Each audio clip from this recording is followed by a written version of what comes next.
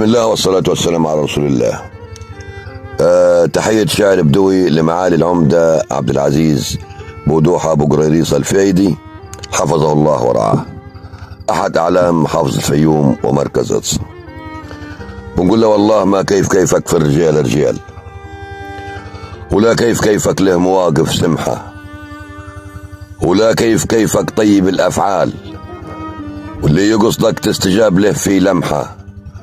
عمدة وفي طبعك طويل البال، انت فايدي الكل الغلابة منحة، انت فايدي كيف الجمل حمال، انت مكسب الواحد في شقاه وكدحة.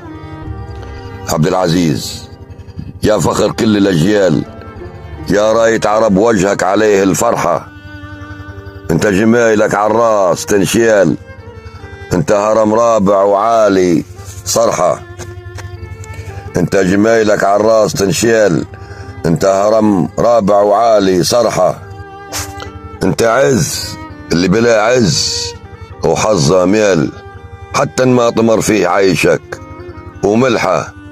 انت معاك الله يا زين الرجال، والوصف في شخصك يطول شرحه.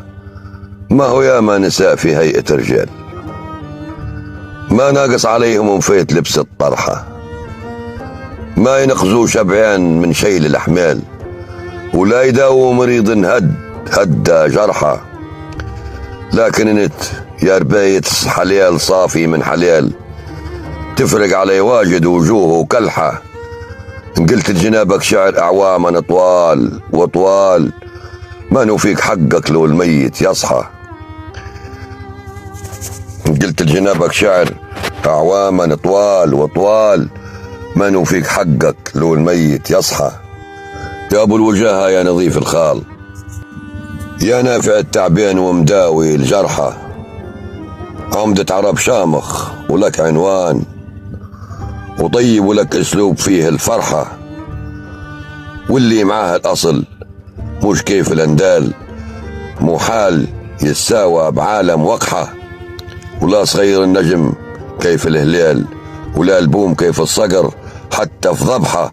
الله يجعلك ديما زهال أجيال، ويجعلك عون الفقير وربحة، ويجعلك عون الفقير وربحة. والباقية تأتي. وشكرا والسلام عليكم. الشاعر سيف العياط الرمحي.